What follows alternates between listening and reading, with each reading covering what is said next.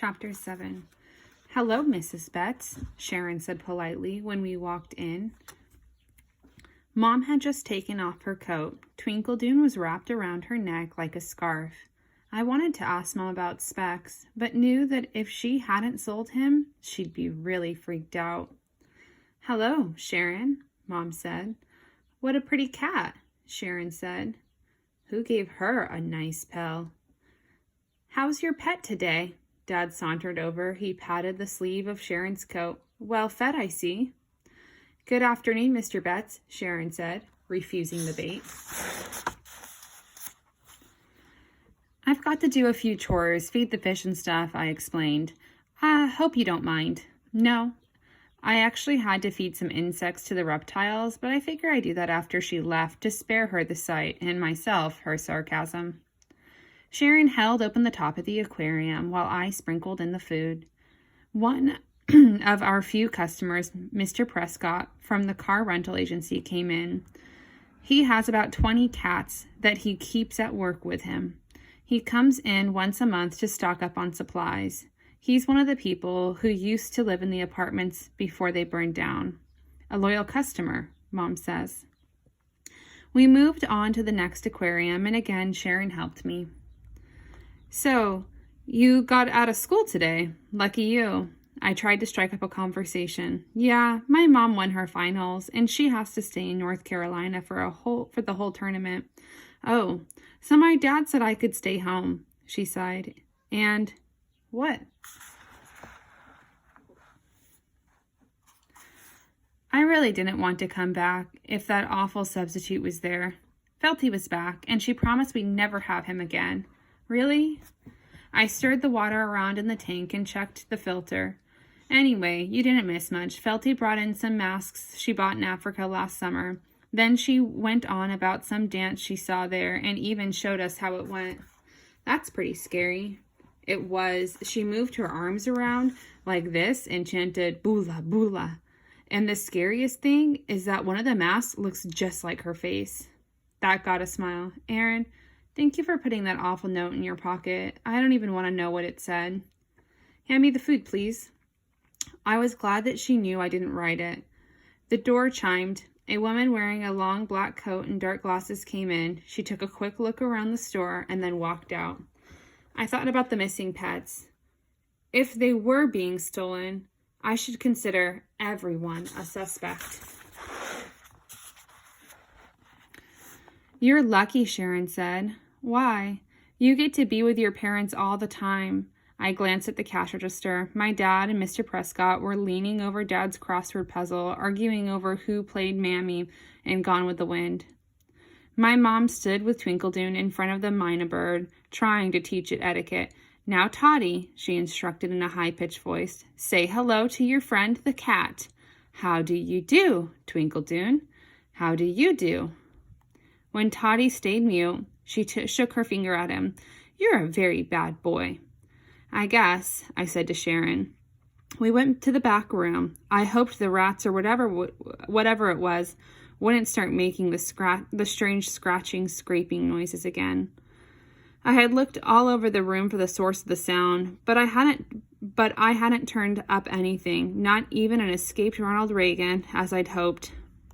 "Are you really doing better in math?" Sharon asked. "I guess." "I am a great tutor." Just when I was starting to like her a little, she gets like that. I put the boxes away and organized things. She opened up my math book and smoothed the pages in a prim little gesture. "Will your mom really get that bird to talk?" "Yeah, she's never failed. It might take her a month or two, though." "Do the birds actually think, or do they just imitate?" "Well, they definitely imitate. But they also think and feel. Like this parrot we had, Mr. Scones, whenever we sold an animal, he'd get really agitated, like he knew one of his friends was leaving for good." "Mr. Scones?" "My mom named him." I lied. "Well, Toddy's pretty cool," Sharon admitted, "even if he won't do what your mom wants. But I wouldn't want to have a bird because of all that poop they drop at the bottom of the cage is just too gross." Did you know that bird droppings are really high in calcium and magnesium and are actually a food? In fact, my dad says that maybe the manna from heaven stuff in the Bible was bird droppings because it's so nutritious. Is that what you eat? She teased. I eat at Wong's, I offered proudly. Just about every meal.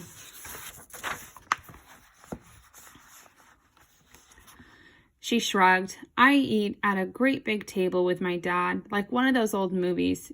It's ridiculous.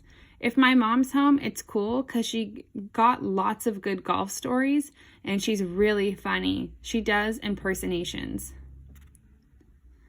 What's that? Imitations of people, like, oh, darling, you were just marvelous on the 12th tee. But if it's my dad, well, he just sits there thinking, like he's solving some big problem. And once in a while, he'll say, how's school? Or, still getting those A's? Sharon's eyes were round like an owl's, as if she was going to cry. I didn't know what to do. I'm almost done here. I closed up a couple boxes my dad must have left open and sat down with her at the table. Within about 10 minutes, we had polished off the math. So, what did you do your report on? Sharon closed the book. Which report? The most fascinating person in American history. I swallowed the glob of panic that rose in my throat. I had forgotten about my report, and I still had a ton of chores to get through. Oh, isn't that due? I was fishing for the due date. Sharon shook her head. She looked about as smug as a snake who just caught a mouse. Tomorrow, she said. I did mine on Eleanor Roosevelt. She redefined the role of the First Lady by being a woman who was a powerful force for social change. Sounds like you memorized your report. And she had this really sad childhood. Her dad died of alcoholism when she was young, and her mom died shortly after. She was amazing. So who's yours on? I thought quickly. Harry Houdini. Houdini? What did he ever do? He could escape from a vessel filled with water wearing handcuffs, I exclaimed. That much I knew. When I was little, I walked around for about a year doing magic tricks saying I was a magician. He's a regular Houdini, my dad would tell the customers. You haven't started yet, have you? This time, the way that she asked was kind of soft and nice. No, I admitted. You're dead meat, she laughed. No kidding. Tell you what, I'll call Loafer and tell him to pick us up, and we can go to the library and work on your paper. They've got computers there and everything. For 5 cents a page, you can print it. But I've got all these chores, I said. Won't your parents want you to get your schoolwork done? I'll ask. We packed our books. Loafer? It hit me. That's what I call my chauffeur. Loafer the chauffeur. Aside from driving me places, all he does is sit around and wait. Pretty funny, huh? My mom was still in front of Toddy. How do you do? How do you do? Mom, can I go to the library? Honey, you've got too many chores. See? I told Sharon. Mrs. Betts, Sharon sighed impatiently. He has a paper that is due tomorrow, and he hasn't even started it. He has to do some research. Oh, Mom smiled at Sharon the way she does kids who tap on the aquariums. You should have said so, Erin. Okay, go ahead. But what about my chores? I wasn't that sure I wanted to get in a car with someone named Loafer. They can wait. This place isn't exactly hopping, is it? We can deal with your absence. My mom sounded so tired and looked so sad that it made my stomach hurt. It was as if I told her that I was leaving home for good, rather than just going to the library for an afternoon. Loafer was the silent type, with long hair and a big mustache. Although the day was as dark and gloomy as you can imagine, he wore sunglasses. I was surprised that anyone would hire a guy like that to cart his daughter around. He was also the slowest driver in the world. It felt like he was going 5 miles an hour. As we drove past the community garden, I pointed out Bertha to Sharon. Bertha was waving her arms around, talking to an older man like she was a grand duchess giving directions to her butler. At the library, Sharon went straight to the computers and started gathering material about Houdini. I took the old-fashioned route and sat down with a big book.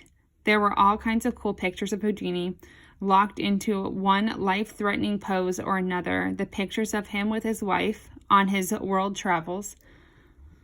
I didn't know where to start, so I took out my sketch pad. Drawing isn't just a hobby for me. A lot of times I draw when I want to understand something. Like, I might feel confused or worried, and I'll take out my pad and draw as fast as I can. Whatever appears tells me something. Houdini's body came quickly. The thing I had trouble with was the face. In photographs, the face always seemed full of confidence. It was like nobody could get one over on him. But in my drawing, every time I filled in his eyes, the expression was kind of sad and lost, like a little kid who'd just been sent to live with foster parents or something. It reminded me the way that Bertha looked when she finished one of her stories, and I saw I needed to head off. I tried 6 or 7 times, but I couldn't quite capture his expression. Finally, I laid down my sketch pad and started reading the book. Houdini was the son of a rabbi. I was interested in that. My mom's from a Jewish family, my dad's from a Methodist, but neither of my parents is particularly religious. In fact, I'd say that animals are their religion. Houdini grew up very poor, developing his skills slowly, making a meager living, performing his feats until success finally came. He was very attached to his mom, the book said, and when she died, he was inconsolable.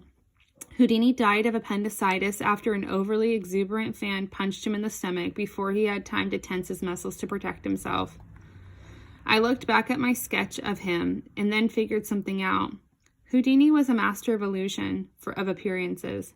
I think the way that I drew him was the way he kind of felt inside, scared and alone. I had the slant for my paper. Mrs. Felty is big on having a slant.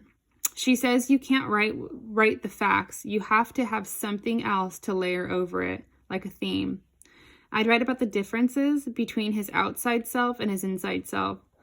That's the way it is with most people, I think. There's the way that they appear, and there's the way that they really are deep inside.